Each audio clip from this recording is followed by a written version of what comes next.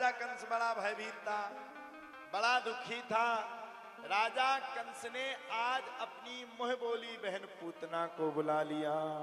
कंसेन प्रहता घोरा पूतना बाल घाती, शिशु सारने ग्रंथि पूरे ग्राम प्रजा।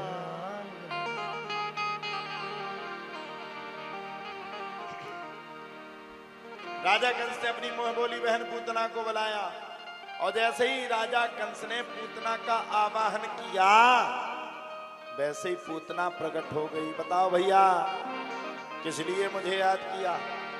राजा कंस कहते बहन बहुत बड़ी आपत्ति आन पड़ी है। पूतना ने पूछा भैया बताओ तो सही, कौन सी समस्या आ पड़ी तुम्हारे ऊपर? अरे पूछो मती बहना,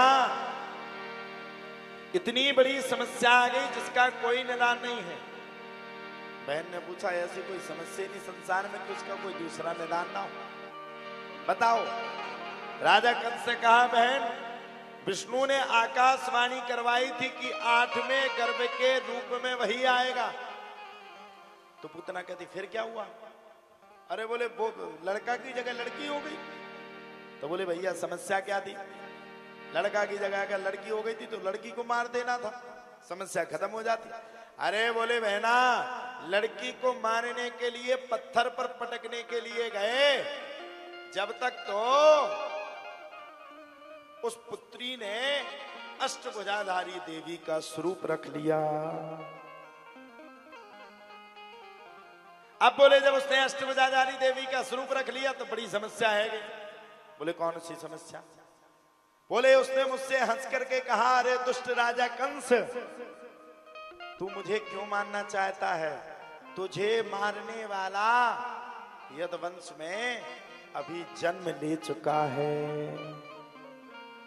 अच्छा जन्म ले गया? बोले हाँ। कहां लिया? बोले बहन मेरा तो शक सीधा सीधा सीधा नंद बाबा के ऊपर है गो।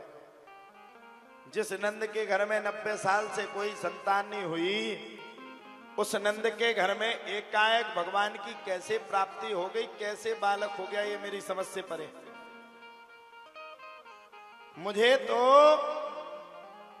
लगता है कि नंद के ही घर में लाला का जन्म है गयो। आय हाय हाय।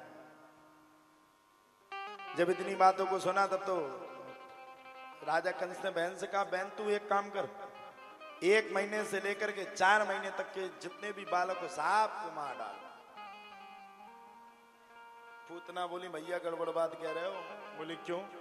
बोले कुर्सी खतरे में आ जाएगी, 200-400 बालक मर गए तो अभी हाल है हैरानी है जाएगी, अभी तुमको ये कुर्सी भी छोड़नी पड़ जाएगी। वैसे तुम संत महात्माओं को बड़ा सताते हो, चक्कर में मत पड़ो। मैं डायरेक्ट जाऊंगी, नंद के घर पे पहुंचूंगी, नंद के लाला को मारूंगी और चली आऊंगी। अच्छा आदमी ऐसे कह देता सहज, अरे हमें दिल्ली आ जाने वहीं आऊं तब लौट के, ऐसे कह देता जैसे करने वाला। गरजने वाले बादल कभी जीवन में बरसते नहीं है, पता बरसते? गरजने वाला बादल कभी बरसेगा नहीं, फेंकने वाला इंसान कभी आगे नहीं बढ़ेगा। राजा कंस से पूतना ने कहा आप चिंता मत करो, नंद के लाला की बात है, बिल्कुल जाऊंगी, नंद के लाला को मारूंगी, चली आऊंगी। अच्छा मार के आ जाओगे? बोले हाँ। कैसे? बोले चिंता मत करो वो मेरा काम है। चल पड़ी पूतना। आज लल्ला ने करवट ली और आज लल्ला के करवट लेने का बुलवा था। आय हाय हाय। जब लल्ला के करवट लेने का बुलवा था तब तो पूरी गोपियां लल्ला को करवट लेने के बुलवा में जा रही थी। पूतना ने देखा मौका, जे ठीक है, सीधी गई झांसी से ब्यूटी पार्लर में बढ़िया सज धज के डायरेक्ट गोपी बन के घुस गई। सच्ची बात है कि नहीं? ब्यूटी पार्लर में कितना करिया आदमी हो, गोरा न करके ना है तो गारंटी फिर ब्यूटी पार्लर किस काम का है? शादियों में कोई एक दूसरे को पहचान नहीं पाता है, जाइए बड़ी समस्या। पूतना सज धज करके सब गोपियों के साथ नंद भवन की ओर जाने लगी। कंसेन प्रहता घोरा पूतना बाल घातनि शिशून सानिन ग्रंथि पुरग्राम बिजादिशु। अब चल पड़ी पूतना। जैसे पहुंची तो वहां तो सब गोपियों का नियम था जाकर के नंद भवन में सबको बधाइयां देनी थी। बहुत बहुत बधाई हो अरे माता यशोदा, लाला जन्म की बहुत बहुत शुभकामनाएं हो। सबने दी तो पूतना ने भी दे दी। माता यशोदा के दिमाग पे आ गया ये बाहर की औरत कौन है, यहां आकर के बधाइयां दे रही है, चक्कर क्या है, बड़ी भारी समस्या। अब तो साहब माता यशोदा ने सोचा हो सकता है किसी की रिश्तेदार हो। अब जो दिनारा में कोई आकर के तुम्हारे बगल में बैठ जाए, हमें क्या पता कौन है, भाई रिश्तेदार भी तो आ सकते, डायरेक्ट किसी को टोक के भगा दे तो गड़बड़ी। माता यशोदा ने भी विचार किया अगर मैंने टोक के भगा दिया तो बड़ी गड़बड़ी है जाएगी। पूतना तो पूतना थी। अहो बकीयम स्तन काल कूटम जिघाम सयापायद पिशादे लेभे गतिम धात्र चिताहम ततोन्यम कंबादया शरणम ब्रजेमा। पहुंच गए भगवान के पास और पहुंच करके